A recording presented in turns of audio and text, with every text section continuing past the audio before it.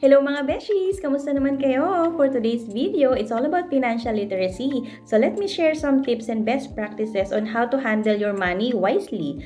Alright, there are 10 tips that I have consolidated, and this is just my personal opinion. And this is what I am practicing, and I hope makapulot kayo ng tips out of these 10 factors.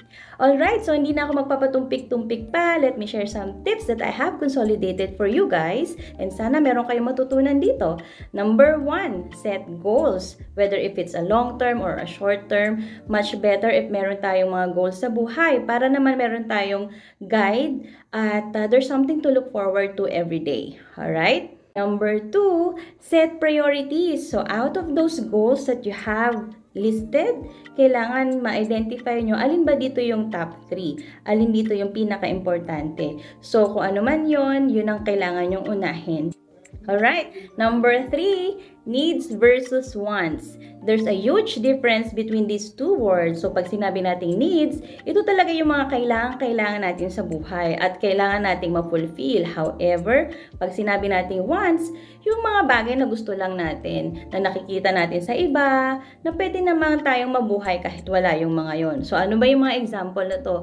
So gusto ko bagong sapatos, gusto ko bagong damit, pero, pag tumingin ka naman sa closet, napakarami pa. At pag tumingin ka sa Shurac, ay ang dami-dami pa. O ilan bang mga paa mo? Octopus ka ba? Anyway, nagjo-joke lang ako, but alam ko nagigets nyo ang ibig kong sabihin. Diba?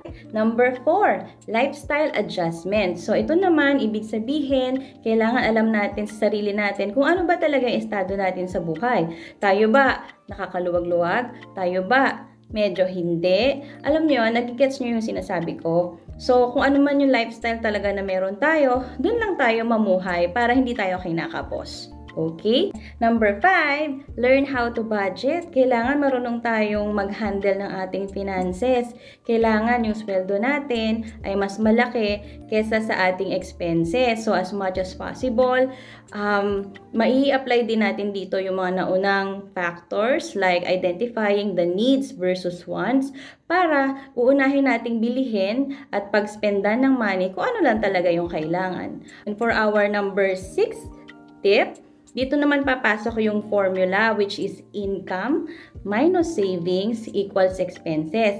So, halimbawa, out of our 100 pesos salary, kailangan ma-identify agad natin kung magkano ba dapat ang ating savings muna. Is it gonna be 50%? Is it gonna be more than 50% or less? So, kailangan malaman natin yon. And then, kapag alam nyo na kung magkano yung difference, yun na yung tinatawag na expenses budget ninyo. So, as much as possible, hindi kayo lalampas dun sa desired amount na yon. Kasi if not, kakapusin talaga kayo. Ayan, alam niyo na yung formula. And for our tip number 7, have an emergency fund. So, it's very important to have this type of fund. Kasi sa panahon ngayon, mahirap na talagang makahiram ng pera sa ibang tao. Even 1,000 pesos, mahirap na talagang maghanap kung sino magpapahiram sa atin ng kusa, ng walang tubo. And as much as possible, this emergency fund of ours is times 6 of our basic salary para naman kung sakasakaling meron talagang quote-and-quote mangyaring emergency, ay ready tayo. Hindi tayo yung talagang lugmok na lugmok, kaawa-awa, walang mahiraman. At least ready tayo anytime about it. And I totally understand na sa panahon ngayon, medyo challenging i-hit itong times 6 of our basic salary to have. However, if you can, try your best to talagang save your money about it. Okay? Kung hindi naman kaya ng times 6, why not start to double your basic salary? Start from there hanggang sa matriple mo ito at madagdagan pa ng madagdagan. Bottom line, pag nagka-emergency ka, meron kang madudukot anytime. Alright? Number 8, have a passive income. So what I mean by this is kailangan bukod sa full-time job natin, meron pa rin tayong mga racket o mga side hustles na tinatawag. Para naman kung sakasakaling wag naman mawalan tayo bigla ng trabaho, at least meron pa tayong ibang options na pagkakakitaan. So bakit importante ito?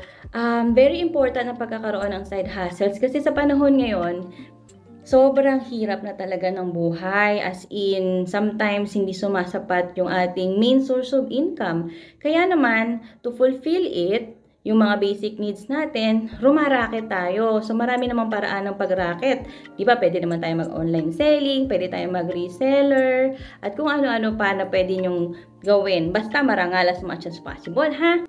Alright, and for my tip number 9, invest early on real estate. So, hindi ko sinasabi to kasi isa akong real estate salesperson, but it's more of a concern to you guys kasi sa totoo lang sa real estate, as time passes by, pamahal talaga ng pamahal ang presyo ng bahay at lupa. So, on the other hand, sa part naman ng natin as investor, mas pabor naman ito sa atin kasi nga habang tumatagal, tumataas ang value. So ayan, kung sakali wag naman may mangyari, pwede naman natin itong ibenta sa iba. At least, magkakaroon pa rin to ng pakinabang sa atin. So wala ding mawawala. Okay?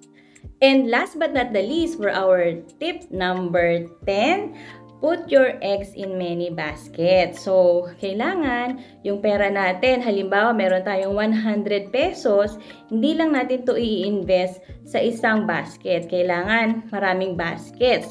So, what do I mean by that? So, for example, yung a portion of it could be spent to your mutual funds. So, pwede rin naman inegosyo yung another portion of it. Another one would be for example, you can have an apartment as a business. So, yung iba naman, pwede namang i-spend ninyo as a monkey business. So, what I mean by that is mga small business na pwede namang pag-investan. So, yun. Kumbaga, at least, hindi lang sa isang bagay ninyo i-invest ang inyong pera. Kasi halimbawa, malugi man ito, i-spend nyo sa isang negosyo, ano na mangyayari kapag nangyari yung nalugi, di ba? So, wala na lahat. Di, iyak ka ngayon. So, yun yung sinasabi ko na put your eggs in many baskets. So, marami namang passive income dyan na pwede nating pag-ispendan.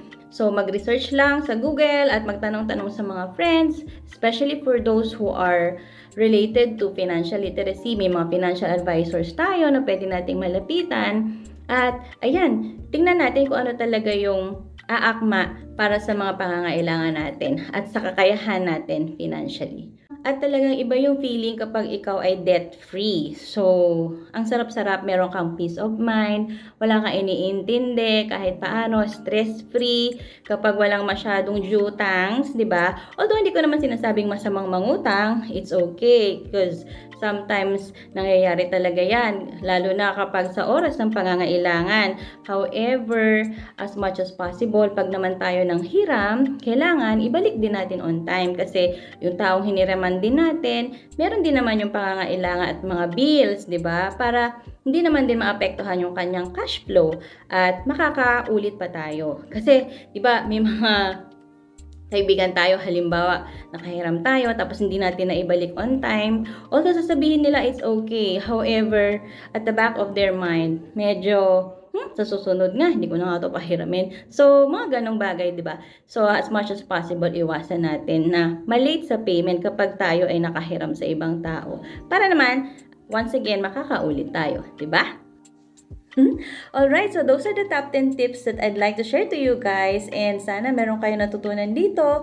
I am not saying that you should follow all those top 10, but what I'm trying to say here is that you can just adopt what is comfortable for you to follow. And of course, iba-iba naman tayo ng sources of income and lifestyle, so just think of the best that would be suitable for yourself, okay? Ang importante, as much as possible, hindi tayo kinakapos ng budget, na ma-manage natin wisely ang ating salary, at higit sa lahat, tayo ay maging worry-free sa mga ganitong klaseng bayarin. So sabi nga nila, marami tayong due date dito, due date doon, kaya bawal tamarin kasi maraming bayarin. Okay, so those are the tips that I can think of that would be beneficial to you guys. So sana meron kayo natutunan out of those best practices shared. And depende na yan sa inyo kung ano man ang applicable and you feel comfortable. So ang importante, lagi lang tayong worry-free about dito sa mga bayarin kasi marami tayong due date dito, due date doon, buwan-buwan, meron yan. So sino ba namang nawawalan yan, di ba? Kasama yan sa buhay. Ang sa akin lang ay matuto tayo mag-manage ng ating finances wisely. Alright guys, I just wanted to highlight that hindi natin kailangan tipirin ang ating sarili. The point is, kailangan din natin gumastos ng tama. And of course, kailangan din natin mag-unwind from time to time, pamper ourselves, kasi deserve natin yon, di ba? Kaya nga tayo nagtatrabaho para naman kahit paano matugunan yung pangangailangan natin. And of course, bukod doon, kailangan din natin mag-enjoy sa ating mga buhay. So, ayan yung mga tips na mai-share ko sa inyo. And sana meron kayong natutunan dito. Hanggang sa muli ng ating chikahan at sharing of best practices. And sa mga susunod pang mga videos ko, marami pa akong mai-share sa inyo based sa mga naisip ko. Thank you guys!